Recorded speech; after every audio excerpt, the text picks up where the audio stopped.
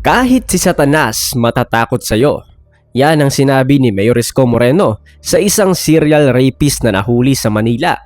At baka umano agawin niya pa ang trono sa kademonyohan ni Satanas. Baka nga pati si Satanas matakot sa'yo dahil baka agawin mo yung trono niya sa manyong buti. Ano ang makilala ng bata? Kaya kung minsan hindi mo masisisi ibang tao pagpasya ng buhay nito. Yung kanyang dating biktima, nasa ospital pa po. Dahil sobrang nangyari doon sa mga masiselang parte ng katawan sa kagagawa nito. Kaya grabe po yung laceration ng bata. Tutukan natin ang kwento ng kriminal na nangingidnap ng mga batang babae at ginagawa ng kahalayan. Simulan na natin.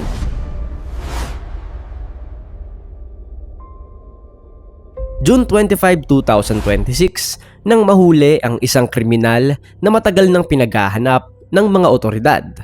Matagal na siyang may kaso ng pangingidnap ng mga batang babae at ginagahasa niya ang mga ito. Malas na lang dahil ang ginawa niyang pinakabagong kababuyan ay sa Manila, kung saan mabilis ang pagkilos ng mga pulisya. At ito ang malala, mga lodi. Dito sa Manila, 4 na taong gulang na batang babae ang kanyang biktima. Kwento ng nanay ay lumabas lang sila ng kanyang anak para kumain sa kalapit na karinderya. Pinauna niya umano ang kanyang anak dahil may tatapusin lang siya. Subalit 10 minuto lamang nakalipas ay wala na ang anak niya sa karinderya. Agad na hinanap ng ina ang kanyang anak sa mga kalaro nito, subalit wala ito doon at dito na siya nagsimulang magpanik. Agad niya itong inireport sa pulisya at agad ding umaksyon ang puwersa ng kapulisan. Agad silang nag-backtrack ng mga CCTV at nakita na nakasampa sa batok ng lalaking ito ang batang babae, na tila ba mag-ama lang na namamasyal. Pero ito na pala ang simula ng bangungot. Ang lalaking may karga sa kanya ang suspect at matagal na palang notorious sa pangingidnap ng mga batang babae.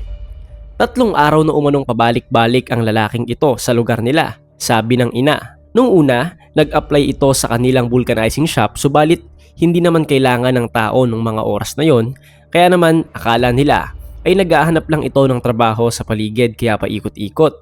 Yun pala ay may maitim na siyang balak. Natagpuan ng 3 residente sa Manila ang kawawang bata, gutom at uhaw na uhaw, at wala siyang kasama. Sabi pa nga ng nakakita, sa sobrang uhaw ay hindi na nagpaalam ang batang ito at bigla na lang kinuha ang water bottle niya. Agad ding dinala ang bata sa mga pulis at nalaman na siya nga ang hinahanap ng mga taong nag-report sa kanila. Agad namang nag-imbestiga ang mga pulis at nasundan ang lalaki sa parting Paranaque kung saan siya naaresto. Napag-alaman ng mga pulisya na may ibang biktima pa pala ang lalaking ito sa iba't ibang lugar. Merong 8 years old, 7 years old na hanggang ngayon ay nakakonfine pa din sa ospital dahil sa tindi ng laceration na natama niya galing sa suspect. Kaya naman, noong madakip siya ay agad siyang dinala kay Isko Moreno at makikita, mga lodi, na sobrang gigil na gigil si Yorme na kung pwede niya nga lang sintensyahan ang buhay ng kriminal na ito ay kanya na itong gagawin. Panoorin natin ang buong eksena nang ipatawag ang kriminal at ang mga magulang ng mga nabiktima ng serial raper na ito. Maswerte ka pa rin sa Manila ka nahuli. Siya po ay may previous case. Ito po kidnapper ng bata. At hindi lang o basta kidnapper ng bata to.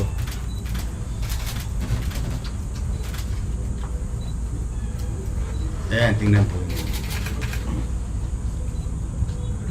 Hindi lang o to basta kidnapper ng bata. Ginagahasa pa ho niya. O sige, tingnan po ninyo. Kaya kung minsan hindi mo masisisi ibang tao pagpasya ng buhay nito. Yung kanyang dating biktima, nasa ospital pa po. Dahil sobrang nangyari doon sa mga masiselang parte ng katawan sa kagagawa nito. Diba? Pumunta pa rito sa Maynila. Eh nakachamba eh. Yung una niyang kaso, 8 years old. Sa Timonan, Mauba. Quezon. O tapos meron pang isang 7 years old. Sa Gumaca naman. O tapos dito sa Maynila.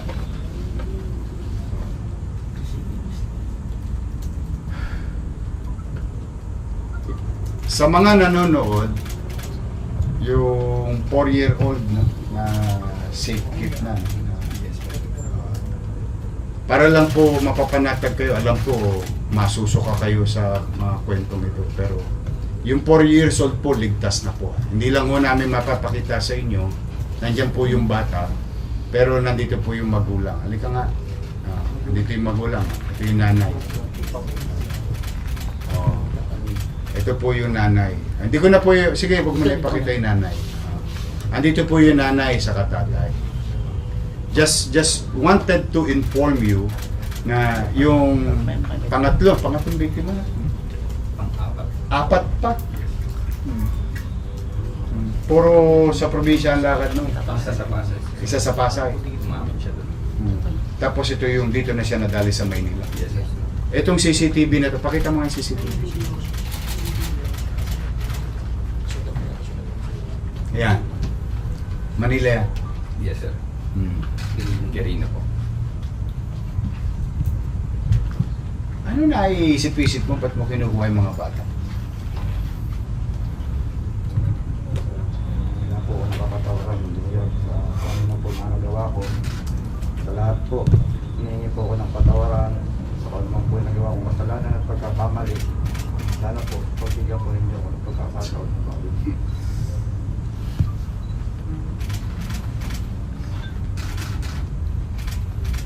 Ito yung mga dapat sinisafeguard sa Hoyo eh. Sa totoo lang. Ako, pagpapasensyahan yung minsan ako medyo magaspang ako pero buti nga, hanggang ganun na lamang.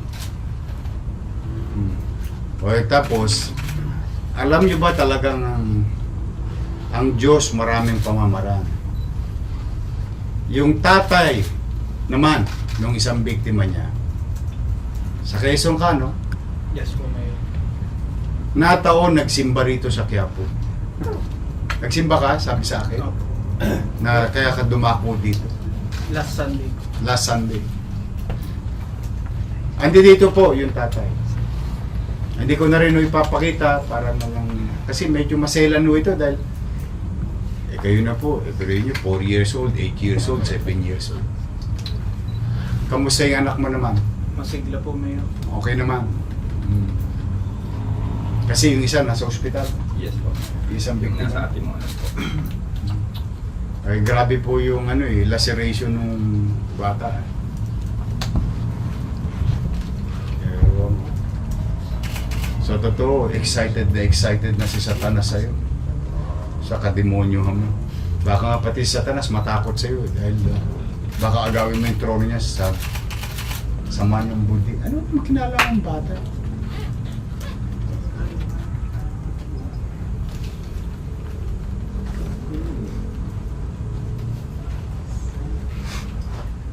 Ito po, gusto ko lang po sa mga nanay at tatay na nanonood.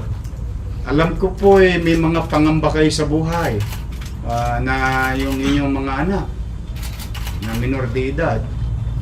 Mga di ba may mga napapabalitang nangaagaw ng bata o at least one down. One down. Ang kamalasan nito, nakaligtas siya sa Pasay. O nakaligtas siya sa Quezon. O nagbalak sa Maynila. Ayun o. Dito siya nadali sa Maynila. O sa mga nanonood naman sa madilim na bahagi ng lipunan. O ito po. O, patuloy pa rin ako nananawagan. Hindi ako magsasawa.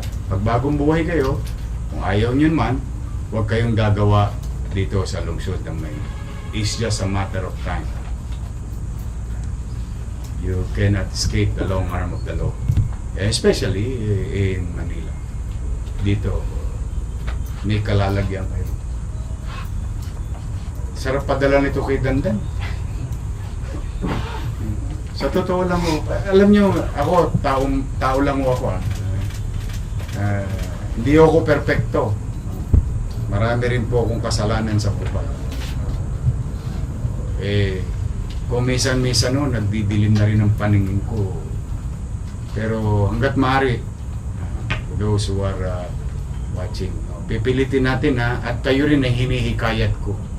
Pati na rin sa mga pulis natin. Huwag niyong ilalagay ang batas sa inyong kamay. Alam ko napakasakit, lalo na sa magulang. Napakasakit. Hindi ko talaga maipaliwanag. But for now, masaya at malugod po kung ibigay sa inyo ang balita na nakalawit po natin ang maaring isa sa mga problemang magbibigay o mapawi natin ang pangamba ng mga nanay at tatay na may anak na minor de edad dito sa lungsod ng Maynila. Tapos baka may tanong kayo. Andito po kasi yung mga diarista, broadcaster, journalist, dahil nga I think kahit naman sino yata magkaka-interest dito sige, pwede nyo nang tanungin. ABS-CBN. Ito. Jeff. Sir, kay Colonel Cahito, sir. Sige, kayong bahala. Oh my God. Okay na yung mic mo. Ito yung mic. Ikaw dito ka. Sige. Sige. Sir, Colonel. Sir, paano ang modus niya? Paano niya kukunin mga bata? Ayan.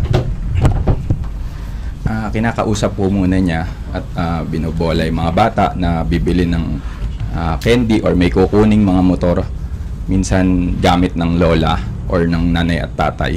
Sakto naman ang modus niya is yung lola. Kaya nakinig itong bata kasi medyo dikit siya dun sa lola na may kukuning gamit dun sa lola. Kaya sumama itong bata. Yun ang sabi, sir. Yes po. Paano, sir, ang circumstances paano nakuha yung bata? Bakit nasa labas yung bata? Yung bata po kasi ay naglalaro lang sa labas. Okay. Kaya nagkaroon siya ng time na makausap itong bata at ayun na po. Mula doon sa scene natin, bali kain lang po muna niya, pero pag medyo malayo na, doon na po niya bibit-bitin para mas mabilis po siya makagalaw. So, sir, paano natin siya na-arresto? Through social media rin po, sa paghahanap natin sa CCTV backtracking, malaking tulong po yung social media natin.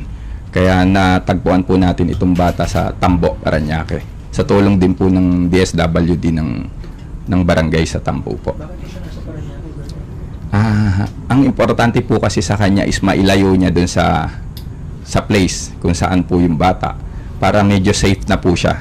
Then bumalik po siya do sa area para kumuha po ulit ng motor. Kasi ang modus niya sa mga previous cases niya ay talagang sa motor. Dadalhin niya sa motor tapos dadalhin po niya sa grassy portion. And doon po niya gagawin yung mga malalaswang bagay. So, sa Parañaque, sir, naabutan yung anak ni nanay? Hindi po. Sa Parañaque lang po yung bata, sa Tambo. Yung ito po, bumalik po siya dun sa barangay kung saan po niya kinuha yung bata. And kukuha rin po siya ng mga motor po dun. So, iniwan niya yung bata doon, sir? Opo. From Manila, Mayor, iniwan na doon? Kasi hindi na po yun may mawawala yung bata doon. Mabilis lang po ang ginagawa niya, babalikan niya. Ganon din po ginawa niya sa Quezon. Kaya may mga footages din po tayo sa Quezon na nasa likod niya yung bata, nakaangkas sa mga motor. And up till now, hinahanap natin yung motor para makatulong tayo sa Atimonan, Quezon. Mayor, assistance po sa family, sir. Saka yung even though labas ng Maynila ho yung... Ay, hindi naman, kahit naman hindi taga Maynila, in our own little way, if they needed something from the government or city government. Ito kasing isang biktima niya, taga Maynila, mataon naman na isang biniktima niya dati na tinutugis ito. In fact, sinabihan ako ng tatay ng taga Quezon na may inihintay yung warrant kasi mukhang pinailan ng kaso ng magulang at siya rin yung suspect. Ngayon, at least in our own little way as a city government, we give justice to the victim. do sa hindi taga Maynila, and especially to sa taga Maynila. Huwag yung papareglo rito, ha. Huwag, isipin nyo na lamang na marami pang inang iiyak, marami pang amang iiyak sa mga posibleng biktima nito. Ano na to, dapat to, mabulok na to room. Life yan, eh, no? Yes. Life. Multiple yun. Multiple life din yun. Pag napasya ng husgado na Yes, sir. siya may sala. Yes, sir. Wala nang pagkalabas to. Doon na to kukunti ang birthday sa Hoyo. Kaya wag niyong wag niyong lulubayan. Mas mahirap maghanap ng suspect, ma-apprehend. At least ito harapin niyo na lang. Ha? So yan po mga kababayan, mga nanay tatay ko nanonood, no? Meron naman din akong paalala. Nananawagan din ako na yung ating mga minor de edad, alam ko po na minsan masarap maglaro sa kalsada talaga. Kami nung araw, Tanching, Palmo, Tumbang Preso, Taguampong, Chinese Garter, lahat ng pwedeng laro sa kalsada. Gustong-gusto naman ng bata yun. Ngunit bilang magulang, ako na may nananawagan, na lagi yung kailangan nakikita yung anak nyo sa kalsada. Kasi may mga taong katulad ito na maaaring biktimahin yung ating mga chikiting. Ayun po, sana po itong ginawa ng Manila Police District at ng yung city government at ng Station 9, the men and women uniformed personnel of the Manila Police District through the leadership of Colonel Cahipe and General Santiago, nakapagbigay po kami sa inyo ng kaluwagan sa dibdib. At sa mga biktima, masaya po kaming nakatulong sa inyo na makapagbigay ng hustisya. Kaya na po natin ng husgado ang magpapasya sa kinabukasan itong mga Tolonges na to. So muli po, ayan po siya. Congrats, pare. Keep it up. Mag-ingat kayo. Yes, sir. Sige, dalhin nyo na yan. Wala na kayong tanong, no? Okay.